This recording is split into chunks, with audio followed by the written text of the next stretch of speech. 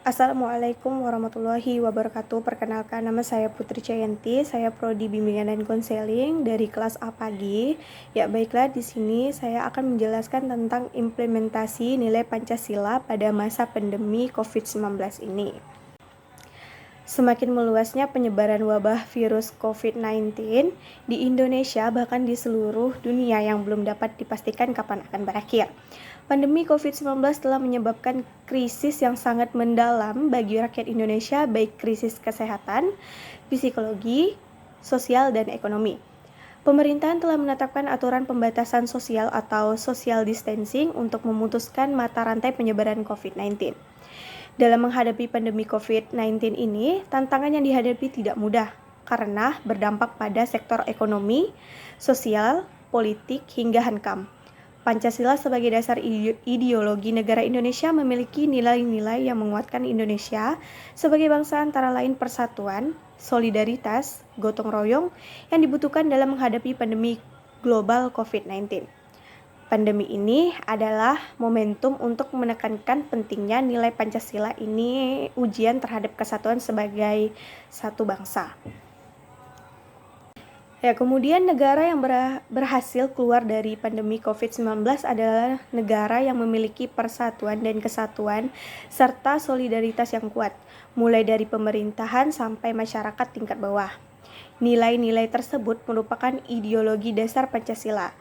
Pancasila baru akan teruji benar-benar sakti saat kita tetap utuh, bersatu dalam kebersamaan dan tidak goyah dalam menghadapi wabah COVID-19 ini.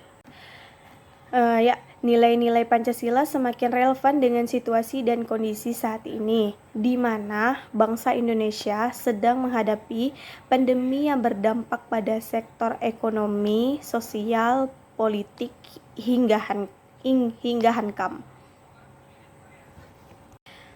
Sila pertama mengajarkan nilai keimanan kepada takdir Tuhan. Manusia boleh berencana, tapi hasil akhirnya di tangan Tuhan Yang Maha Esa.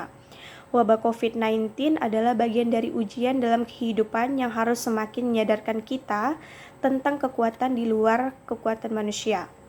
Religiusitas harus semakin kuat di masa-masa seperti ini.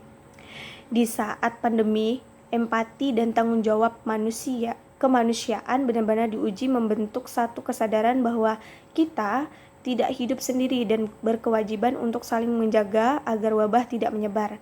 Disiplin protokol kesehatan menjadi tanggung jawab kolektif, dan itulah makna kontekstual sila kedua Pancasila.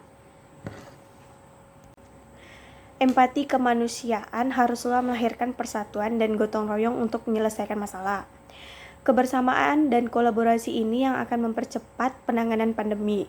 Saling membantu, berbagi, dan berkolaborasi tanpa melihat ras, suku, dan agama adalah esensi sila ketiga Pancasila.